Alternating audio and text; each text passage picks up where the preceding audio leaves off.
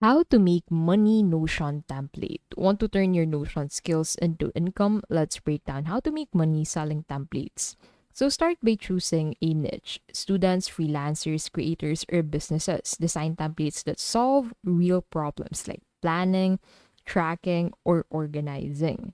Go ahead and use Notion's database views, tables, boards, calendars to create flexible systems and add properties such as tags, deadlines, or formulas. Keep it clean and customizable.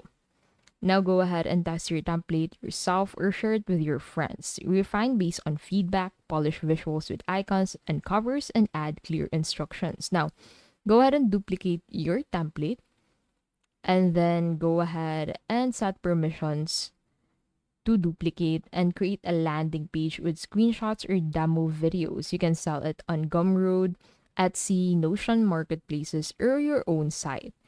Price based on complexity. Simple planners can be $5 to $15, while advanced systems go for $20 to $50. Offer free samples or bundles to attract buyers.